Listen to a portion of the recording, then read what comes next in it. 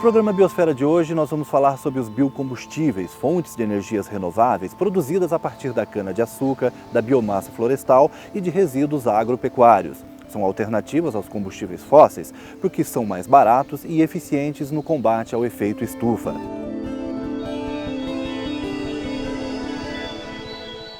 A busca pelo desenvolvimento e o crescimento econômico de qualquer jeito tem custado muito caro ao meio ambiente e à saúde de todos nós.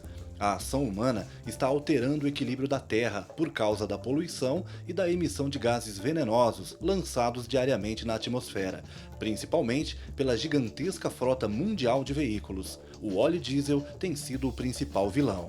Você sempre vai achar uma alternativa, você pode até concluir que queimar óleo é mais barato que solar. Mas, escuta, e o que acontece depois que queimou? É essa pergunta que a gente não está acostumado a fazer ainda. O que acontece é o aumento da frequência e da intensidade de eventos extremos, como furacões, tempestades e secas. O aquecimento global é uma realidade. A cada dia aumenta o número de veículos nas ruas e não se pode impedir que os países busquem o crescimento econômico. Mas como mudar tudo isso? Ou pelo menos diminuir o impacto que a emissão desses gases tem provocado no planeta? A solução hoje seria você aumentar a proporção de biodiesel no diesel. Isso não envolve aumento de precursores de ozônio e reduz as partículas. E mais ainda, tem um dado, se você comparar só as regiões metropolitanas de São Paulo e Rio de Janeiro, você salvaria mais ou menos algo em torno de 15 mil vidas. É uma cidade. Quanto custa preservar uma população inteira de uma cidade de pequeno porte? Esse é o custo, além de você ganhar dinheiro. Aproximadamente, a gente calcula alguma coisa ao redor de uns 2 bilhões de reais. Você ganha dinheiro e salva a vida, não é bom isso? É bom, necessário e urgente. E a ajuda da ciência é fundamental nesse processo. Nos laboratórios, cientistas correm contra o tempo, buscam alternativas para reduzir a emissão de gases do efeito estufa e para gerar energia mais limpa e sustentável. Uma das formas encontradas é o desenvolvimento de tecnologias que permitem a reutilização de resíduos urbanos, agrícolas e industriais na fabricação de biocombustíveis. O biodiesel, do ponto de vista de CO2, ele é mais neutro e vai melhorar, tem um potencial de reduzir as emissões e reduzir a temperatura da Terra daqui a muitas décadas, mas ele produz com benefícios imediatos. Isso então pode fazer com que você junte sustentabilidade com saúde. E isso que foi procurado dizer, existe um efeito positivo de saúde por alternativas mais limpas do ponto de vista de combustível. É o que está fazendo o Laboratório de Desenvolvimento de Bioenergia da Universidade de São Paulo. A USP mantém no campus uma micro-usina de produção de biodiesel. Biocombustíveis são combustíveis de origem orgânica, ou seja, combustíveis que podem ser produzidos a partir de substâncias de origem animal ou vegetal. Por isso, são combustíveis oriundos de biomassa. Enquanto que os combustíveis tradicionais, né, os combustíveis fósseis, são combustíveis que resultam de processos geológicos ocorridos ao longo de milhões de anos no interior da Terra, não é? E, portanto, são de origens fósseis, não podendo ser reproduzidos, né? São combustíveis que se acumulam em determinados espaços, em determinadas regiões da superfície da Terra, né? Do subsolo, e que, portanto, não podem ser reproduzidos, portanto, não são renováveis. Os combustíveis fósseis mais conhecidos e não renováveis são gasolina, óleo diesel, gás natural e carvão mineral. São usados para gerar energia e movimentar motores de máquinas, veículos e até mesmo gerar energia elétrica, no caso das usinas termoelétricas. A queima desses combustíveis gera altos índices de poluição atmosférica e é a grande responsável pelo efeito estufa e o aquecimento global. Além disso, os gases poluentes, substâncias tóxicas e partículas sólidas são altamente prejudiciais à saúde dos seres humanos. Estresse social, câncer, obesidade e poluição do ar são temas, ilhas de calor urbana, são temas que hoje têm muito efeito sobre a saúde, mas que como não está na esfera somente da saúde resolver, você precisa de interlocução. E ao mesmo tempo, as pessoas vão ter que, das outras áreas, vão entender que combustível também é saúde. Eu não posso lançar um remédio e você ver efeito colateral. Eu não posso colocar um combustível sem ver os efeitos colaterais da sua queima. Estamos atrasados em relação a outros países, mas o Brasil tem a meta de reduzir em 43% a emissão de gases do efeito estufa até 2030. Um dos objetivos é estabelecer um limite de 45% de fontes renováveis no total da matriz energética. Atingir a meta é possível, mas não é tão simples. Afinal, até os combustíveis renováveis, como o biocombustível, passam por uma ampla cadeia de produção e não são 100% limpos. Que o fato de ser biocombustíveis não significa que necessariamente é renovável e não causa impactos. Causa sim. Um biocombustível produzido a partir de uma larga escala, de uma monocultura, não é? De uso intensivo de defensivos agrícolas, enfim, com certeza tem esse impacto no meio ambiente. Mas esse é um modelo apenas de produção de biocombustíveis. Existem modelos de pequena escala, não é? Existem modelos que associam a agricultura familiar, não é? Para produzir, para atender determinadas regiões. Esses modelos não causam esse impacto todo ao meio ambiente. Para os especialistas do setor, o modelo de agricultura familiar, além de adequado, movimenta a economia dos municípios, gerando emprego e renda. Cada agricultor familiar que a gente tem no Brasil é um poço de petróleo verde que a gente tem espalhado pelo país. Então, as fábricas também. E as fábricas não são só o aumento de renda aqui na própria cidade. É o que nós comentamos. Você tem todo o fornecimento, você tem os agricultores daquela região, você tem os armazéns de recolhimento de matéria-prima. Então, cada polo desse acaba sendo um desenvolvimento, principalmente para o interior. O que também tem uma outra questão, logística. Nós temos uma grande questão de logística. Então, se você consegue processar esse produto do campo mais no interior, é menos caminhão rodando para levar grão para o porto, a possibilidade com essa abertura agora do autorizativo com maior volume, é você não depender tanto do diesel que sai as refinarias estão na costa brasileira, então tem que interiorizar isso também, muitas das vezes por caminhão. Então é melhoria até de logística. Você vê, a cada vez que a gente fala, a gente só vai descobrindo pontos positivos com relação ao biodiesel. A microusina produtora de biodiesel da USP utiliza vários tipos de óleo, como de soja, dendê e mamona. Uma boa parte vem do próprio restaurante da USP. Recolher esses óleos, produzir biodiesel e ainda usar esse biodiesel nos equipamentos, por exemplo, dos municípios, tem uma vantagem e tem um valor muito grande, na medida em que você está retirando o fator poluidor, né, dos corpos líquidos, e ao mesmo tempo você está deslocando o uso de óleo diesel. Estamos desenvolvendo programas de capacitação e criação de infraestrutura nas prefeituras para que as prefeituras possam desenvolver programa de coleta de óleos de fritura produzidos no município, né? E com esse óleo produzir biodiesel no próprio município e atender a frota de equipamentos a diesel, né? de tratores, de ônibus. O laboratório também é utilizado pelos alunos da USP e serve de base de pesquisa para o melhoramento da eficiência da produção. Hoje, o biodiesel poderia substituir o diesel, assim como o álcool já faz com a gasolina. A diferença é que o biodiesel consegue movimentar motores mais potentes, porque produz mais energia e não gera tanto impacto ambiental. A ideia é usar esse combustível produzido aqui para abastecer os ônibus que rodam dentro do campus. Para isso, é preciso fazer pequenas adaptações nos motores, como explica este engenheiro do Ministério de Minas e Energia. Se você pegar um motor mais antigo, tá, ele provavelmente não terá nenhuma dificuldade, tá, em ter um uso maior de biodiesel. O motor é mais robusto, é mais pé duro, vamos dizer assim, né? Mas isso não quer dizer que eles possam ser utilizados de qualquer maneira, tá? Porque existem alguns componentes que têm que ser testados sobre a durabilidade, aquelas famosas borrachinhas que tem no motor, isso tudo tem que ser visto porque o biodiesel ele tem uma forma de ataque a essas peças diferente do óleo diesel. Eventualmente você talvez tenha que diminuir a frequência de troca de filtro ou ter que botar um aditivo, enfim. Do 0 ao B5, tá? Nada foi necessário. Dos 5 a 7, também nada foi necessário. Mas tudo isso passou por um critério de avaliação, tá? Onde as montadoras aqueceram, tá? Com isso, dizendo, ó, tá ok, pode usar, não tem problema. Tá? E é isso que a gente precisa para o leigo, para o consumidor em geral, para poder usar isso, não ter nenhum transtorno. Além de movimentar motores, o biodiesel é capaz de movimentar a economia. O que é mais importante é a capacidade que o biodiesel tem, tá? De gerar muito mais emprego, renda, dar valor, agregar valor na cadeia produtiva.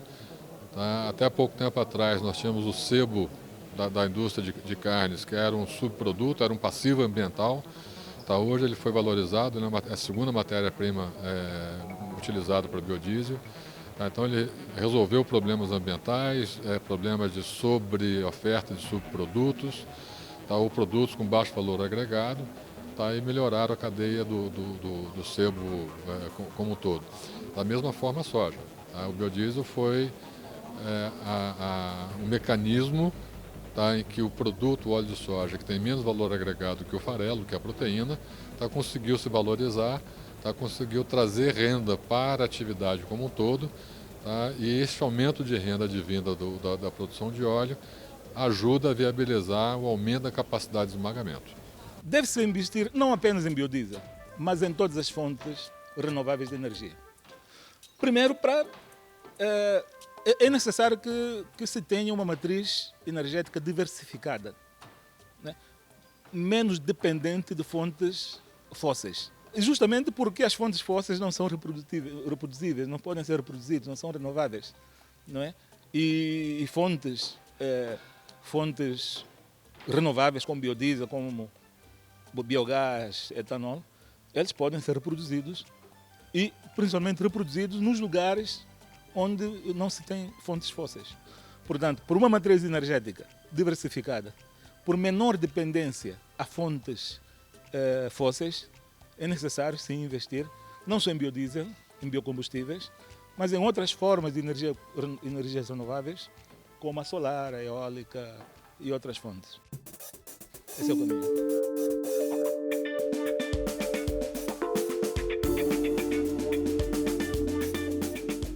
Daqui a pouco vamos mostrar um laboratório no interior de São Paulo que está ajudando nas pesquisas para a produção do etanol de segunda geração. E na capital vamos mostrar uma iniciativa que está preservando o meio ambiente e gerando emprego através da coleta de restos de óleos e resíduos agropecuários. Voltamos já.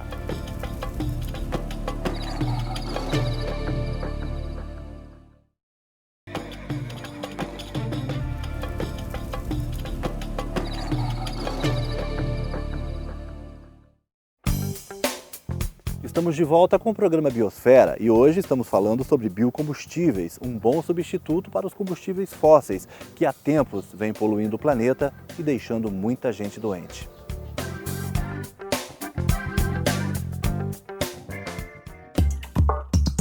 O aquecimento global provocado pelo efeito estufa vem causando graves problemas ao nosso ecossistema. O dióxido de carbono, principal causador, é liberado na atmosfera com a combustão do óleo diesel, que movimenta a frota de caminhões e ônibus. A fumaça preta que sai dos escapamentos dos veículos a diesel é um perigo. E este professor da Universidade Federal do Rio de Janeiro ainda lembra de outros gases nocivos, os NOx. NOx, esse X é porque é uma variedade de combinações entre o nitrogênio e o oxigênio. Então, NOx é N de nitrogênio, O de oxigênio, combinado de várias maneiras. Você tem o NO2, N2O, NO, diferentes proporções, e esse conjunto de moléculas nós chamamos de NOx. O NOx ele está associado à formação de um ozônio ruim. Como assim? Porque tem um ozônio que é bom, que é o ozônio da estratosfera, né? Acima de 10, 15 km de altitude, a gente tem uma estratosfera, que ali o ozônio age como um filtro dos raios ultravioleta. Esse é um ozônio bom.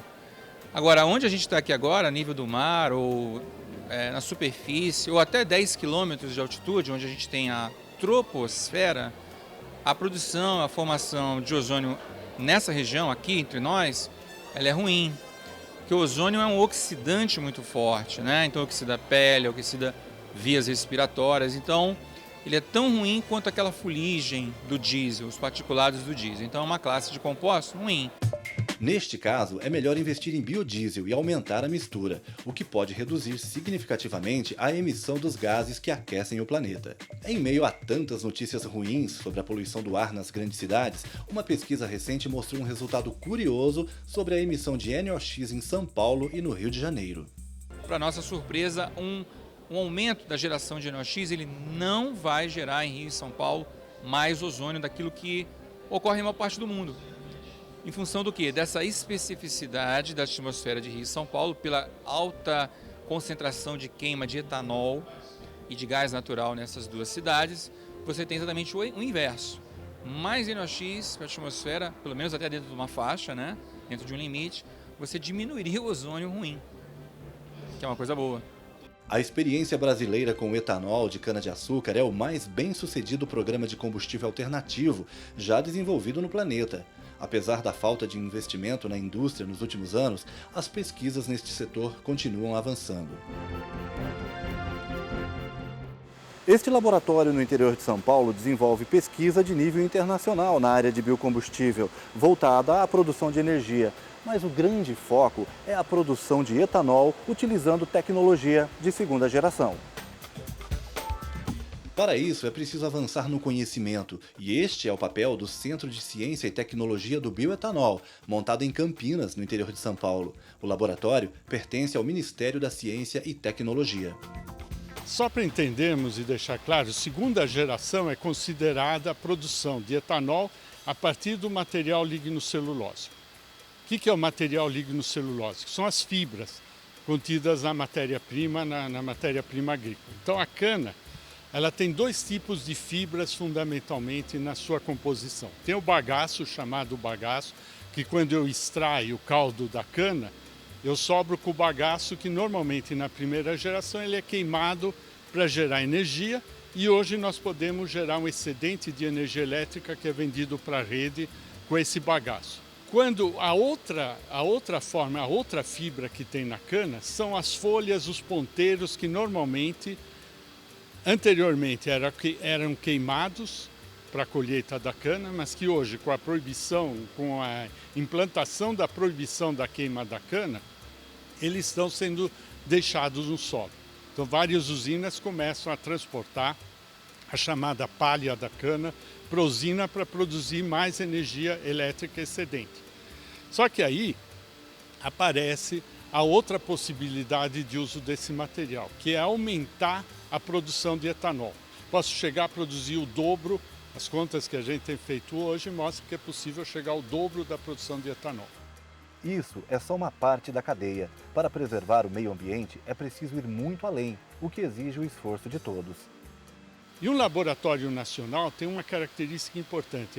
É importante que ele tenha instalações que permitam a cooperação com outras instituições. Então, por exemplo, pegando o caso dessa planta, o que se identificou é que muitas universidades, muitos institutos de pesquisa no Brasil, sem falar no mundo, obviamente, estavam trabalhando com o desenvolvimento da tecnologia de segunda geração. Mas poucas tinham condição de fazer uma ampliação de escala do processo. Normalmente, isso é feito em escala de laboratório, em escala pequena, ensaios que normalmente não conseguiam chegar ao desenvolvimento da tecnologia. Então era importante que houvesse uma unidade que permitisse um investimento em equipamento que permitisse para o próprio centro desenvolver a tecnologia, mas também para outros laboratórios parceiros virem trabalhar aqui e usarem essas instalações.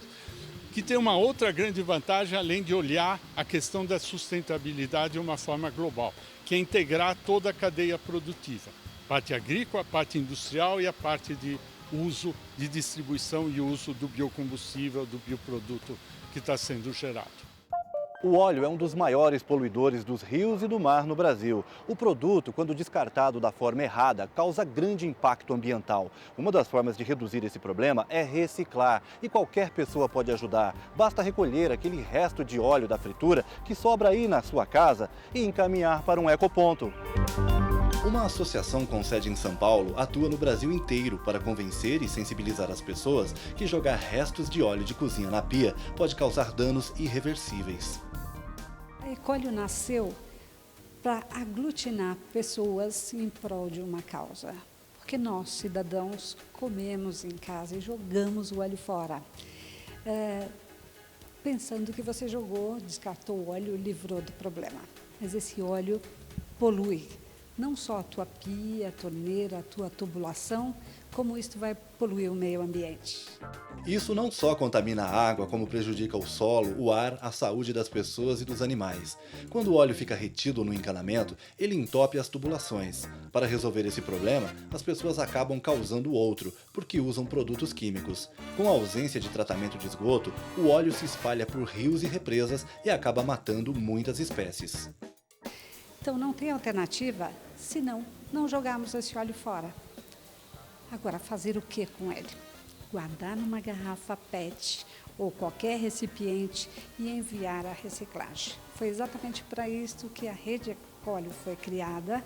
Nós criamos ecopontos em vários locais, sensibilizamos desde residência, bares, restaurantes, hotéis, ou seja, onde tem gente, tem óleo. E onde tem óleo precisa ter essa rede Ecólio.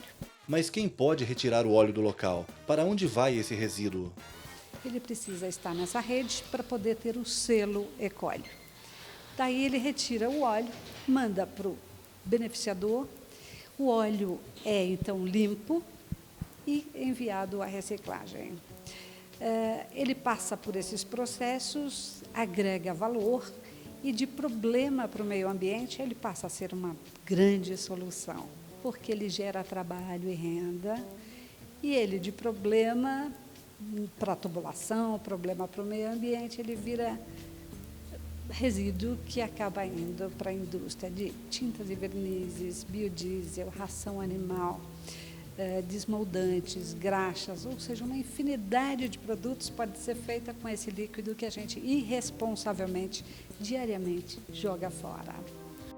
Esta empresa, com mais de 80 anos de tradição na fabricação de produtos de limpeza, resolveu apostar no negócio. Espalhou cerca de 70 caminhões pela região metropolitana de São Paulo e todos os dias recolhe óleo de fritura, utilizado em restaurantes, cozinhas industriais, condomínios e residências. Além disso, a empresa também coleta toneladas de resíduos animais, como ossos bovinos e sobras de carne, que deixam de ir para o aterro sanitário junto com o lixo doméstico. A coleta de óleo nós fazemos desde 1979, quando nunca nem se cogitou em falar em ecologia, logística reversa, nada disso. A Giglio foi fundada em 1932 pelo meu bisavô quando chegou da Itália, se aprimorando na coleta de sebo e osso dos açougues, matadouros, supermercados e frigoríficos para fazer a transformação para gerar sebo industrial e farinha de carne. Farinha de carne que é destinada à alimentação animal, na formulação de rações de frango, cachorro, linha PET, e o sebo para a indústria saboeira, para sabão, sabonete, indústria química e agora o biodiesel. E o óleo nós utilizamos na nossa indústria de sabão e vendemos também para fábricas de biodiesel. A transformação do óleo de cozinha em energia renovável começa pela filtragem. Quando chega da rua, ele vai direto para o setor de limpeza. Aqui, todo o resíduo deixado pela fritura é retirado. Depois, toda a água misturada ao produto é removida. Então, o óleo chega aqui, ele passa nessa peneira que vocês viram, ele sobe para um tanque de decantação onde ele é retirado a umidade, depois ele segue para uma centrífuga, onde por alta rotação tira toda a impureza do óleo. E essa impureza já segue para a graxaria e o óleo segue para a fábrica de sabão, que nós vamos ver a seguir. Agora nós estamos aqui na linha de produção da fábrica, então eu vou mostrar para vocês um pouquinho do óleo. Esse aqui é o óleo já pronto para uso para a indústria saboeira, para o sabão e para o biodiesel. Mas para ele chegar nesse estágio aqui, ele gera isso aqui de resíduo. O que é esse resíduo? É pedaço de carne, como eu havia dito anteriormente.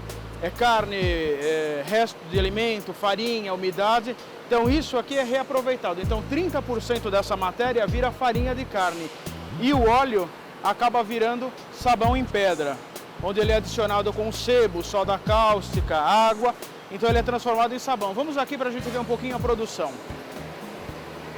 Aqui, como vocês podem acompanhar, aqui é o sabão já saindo da extrusora. Então ele está quentinho. Então agora daqui ele já segue. Então aqui já está incorporado o nosso óleo, o sebo, soda, pH corrigido, tudo em ordem. Então aqui ele já está pronto. Ele é adicionado naquele tanque ali atrás, onde são feitas as misturas das matérias-primas. Segue para a extrusora, onde parece que está saindo um monte de macarrãozinho, é a extrusora. Então lá é feito a massa, desce para a linha de corte. Desceu para a linha de corte, ele já segue para a embalagem. Aqui na linha, na esteira, eles são colocados, que a dona de casa deve conhecer bem, que o pacote são de 5 pedras, fazendo 1 quilo do nosso sabão.